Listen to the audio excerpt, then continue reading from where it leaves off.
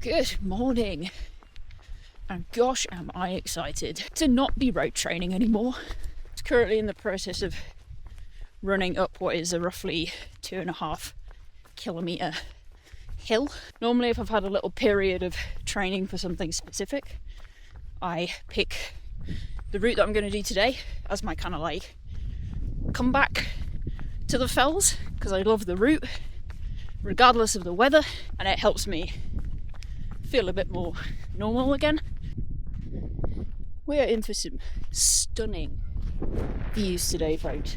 So the problem I'm facing going into the spring and summer training is that obviously over the course of the winter, the Norwegian singles approach was clearly a very effective training method for me and facilitated a lot of progress and allowed me to tap into an area that's clearly still very underdeveloped for me and made it fairly easy to develop that. In an ideal world, it would be good to continue that rate of progress as much as possible for as long as possible, but I have to acknowledge that the goals I have for the rest of this year, for next year, are such that the vanilla Norwegian singles approach isn't going to be sufficient. It's not going to cut it.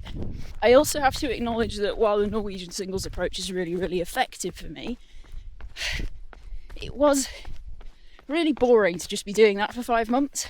And while in the beginning I can kind of like make myself do something if I've got a specific goal in mind, if I've got to continue doing that for a really, really long time, I will lose interest and I will just not hold the consistency together that the method needs because I'm bored and because I can't engage with the training.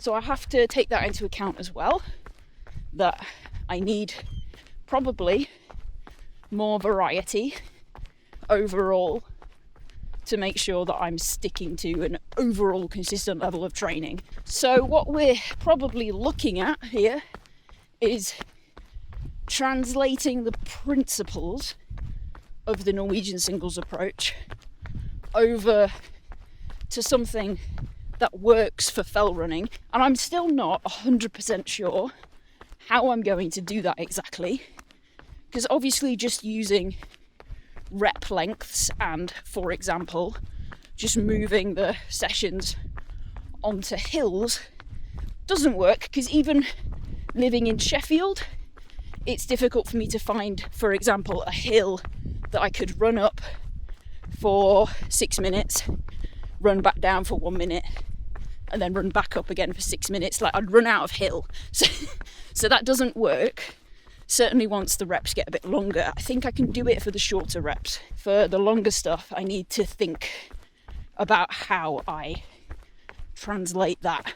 But I still think the principles can be moved over in a way that will enable a similar level of fitness development and progression.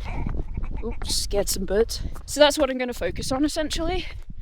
I will have to do some hill work because fell running inherently involves running up and down a lot of hills. For instance, my first goal race of the year is a 6 kilometre race with almost 600 metres of elevation gain in it.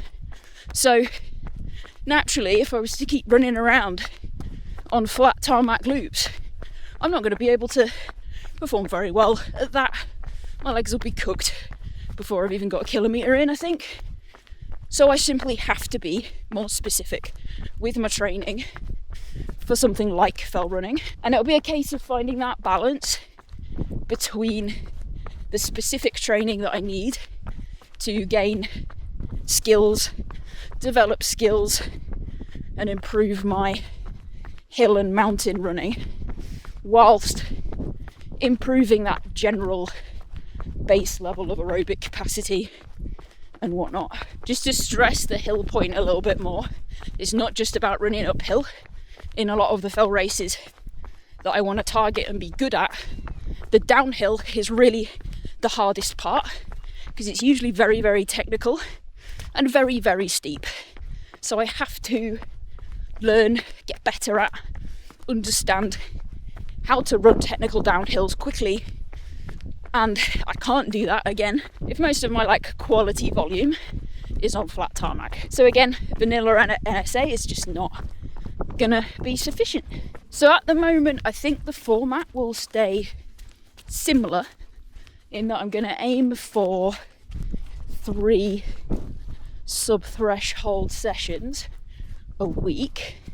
Oh, just got a bit of bog to navigate. 3 sub-threshold sessions still, but one of them at least will be hill reps, and I'll just have to manage that based off heart rate.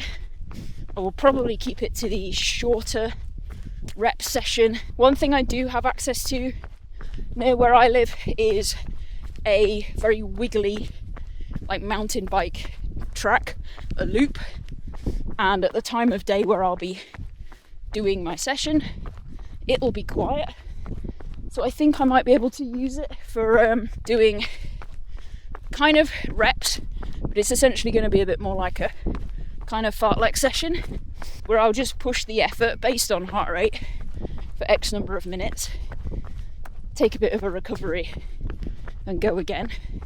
I'm going to experiment with that, and I think that will be useful for kind of getting used to moving fast or faster over twisty, turny, uncertain footwork levels of trail. Before I get on to my next point, I just need to quick aside. This is one of the other things you need to deal with when you're fell running. So I've taken a slightly wrong turn at some point, which is understandable because I can't see shit. So I'm completely off-piste at the minute. But if you kind of roughly have a good enough knowledge of the local area, you can obviously use maps and stuff to find your way around. But that is kind of a part of the training. Try and get better at that sort of thing, so I have some sense of where I am at the minute. Because I'm in the area for a while, I'm kind of been training in this area quite a bit. So this is the kind of thing that we're doing a lot of the racing on, across, over. It's there is technically a trot here, but it's obviously not very clear, and it is quite hard to follow if you don't know what you're looking for, unless you're sort of used to moving over this kind of terrain. So when I'm doing this kind of thing and I do get lost, it's a bit easier to kind of find my way back to where I'm supposed to be. So we've just followed that trod to the end of this fence line, and now I know where I am. This is the path I was supposed to be on, and I just got a little bit disorientated further back there. Now that I'm back down and we've relocated the path, I can get back onto the route that I'm intending to be on, and hopefully not get lost again. Right, before I got distracted by getting lost in the middle of the Peak District, the other thing I have to consider is that over winter I was doing pretty much, all my interval sessions were completely alone, and that was pretty miserable, and I don't think that's sort of viable long term for me. So to combat that, I'm going to use parkrun as a session day, because it just means I can run with people. What I'll probably end up doing is a continuous tempo, maybe like a threshold rep at the beginning, and then a continuous tempo kind of sub-threshold effort for the rest of the park run.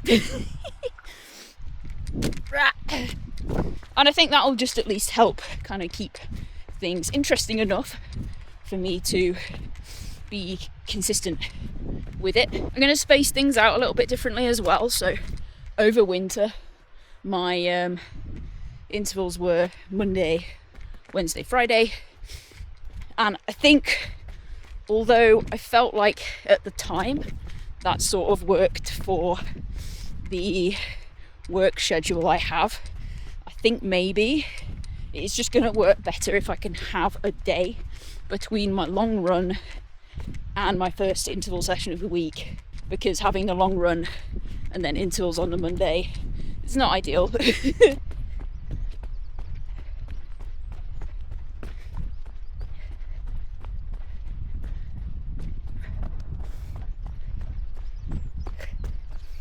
The other thing I just have to accept is that the next kind of year and a half-ish is not going to be able to follow a totally consistent pattern of training like I have done for the last 5 months, because the big goal that I'm building up towards for next year involves me spending a lot of time in the Welsh mountains and learning them, getting comfortable in them. So that means every few weeks my weekend training is going to be basically just hiking, attempting to run up and down mountains, and that is necessary for the goal that I'm building towards, but it will be a disruption to a kind of week on week pattern of training and will require focusing much more on an overall level of consistency. So the next few months are going to be a bit of an experiment, essentially. We're going to find out whether I can utilise the principles from the Norwegian singles approach and make use of them in a way that will facilitate my main goals and help me continue building a good level of overall fitness and aerobic development. And I'm pretty sure it has to be possible, because it's basically the sort of thing that they do at Evoke Endurance. The coaches behind, like Tom Evans and Ruth Croft, I think, as well, people who, you know, have won really big high-level ultramarathon mountain events, think those principles are essentially what forms the foundation of a lot of their coaching. Quite a lot of sub-threshold work, a lot of fairly specific training. I'm basically trying to put together a puzzle, because that's what mountain running is in essence. It's a fairly complex puzzle if you want to try and get it right. Fell running is a sort of jack of all trades sport in a sense. To be good at it, you do still need to have a good level of fitness and a good level of aerobic endurance, and you still have to have a decent amount of flat ground speed so that you can make use of it when the opportunity arises. But you also have to be able to run uphill well. You have to be able to run downhill well. You have to be able to navigate. You have to be able to make decisions quickly. You have to be able to move fairly well over rough terrain. So in that sense, it's a lot harder than road running, because you can't just lock in on one thing and work on that to see improvement or meaningful improvements. You do have to have the whole package. But for me, it's easier than road running because it's much more interesting. The other thing to consider, I know this keeps happening, the other thing to consider, which I'm going to talk to you about while I eat this oat biscuit and walk up this hill, is that I'm never going to be an elite athlete. So part of my training has to take into account that I want to be as independent as possible for as long as possible, and avoid ending up in the sort of scenario where I lose so much strength and mobility as I age that someone has to help me wipe my own arse. And I can't control everything about my life. I might get hit by a car and be quadriplegic before the age of 60. I might die before I get that old. I think as a currently able-bodied person, I have some amount of duty to maintain a well-rounded level of strength and mobility so that I can take care of myself for as long as possible. So while it was interesting to focus and zone in on road training over winter, it got in the way of the other stuff that I'd like to do. I had to reduce the volume and intensity of the bouldering that I was doing, which sucked. Didn't like that. And it reduced the amount of calisthenics training I was doing, which I also didn't like. I really enjoy that stuff. And the problem I was having, certainly in the latter stages of following the NSA protocol over winter, was that so much of my mental energy was being used up trying to get myself out the door to do these training sessions that I just didn't really have the juice available to do the other stuff that I like doing. Yeah, and I don't like that. I don't really want that to happen again. But I think just getting back to doing most of my training in a format that I actually enjoy will mean that that's less likely to happen. But for long-term health, back to the point of wanting to kind of get old and die without having had to have help from anyone wiping my own ass, like that means I want to maintain a good level of upper body strength and mobility and stuff. So I have to do other things other than running to do that.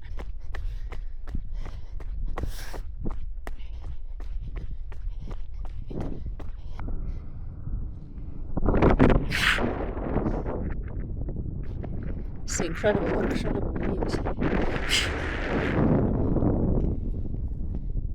Alright, I think I've waffled on enough.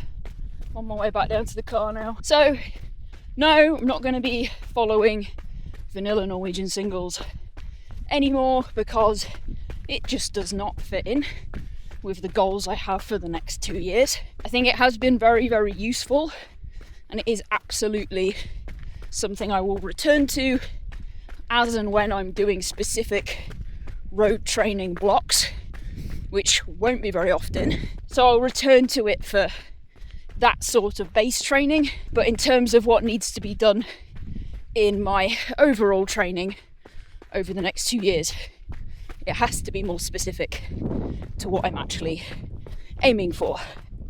So hill work, lots of work on the specific terrain I'll be racing on, navigation work, navigation practice, learning how to get better at running downhill and managing technical downhills. Like, all these things are going to be what I need to work on and piece together to get good at the things that I want to get good at. So if you did follow for the road stuff and for the Norwegian single stuff, you might not be as interested in what's coming up, because it is going to be a lot of running around on mountains and doing really long distance stuff. But if you have followed the journey so far and you are going to make an exit at this point, then thank you very much. It's been a pleasure. And if you are going to keep following the channel as I figure out how to apply the principles of the Norwegian singles approach to the weird shit I do in the mountains, then by all means, come along for the ride. Thank you very much for watching. I hope you have an excellent rest of your day, and I'll catch you in the next one.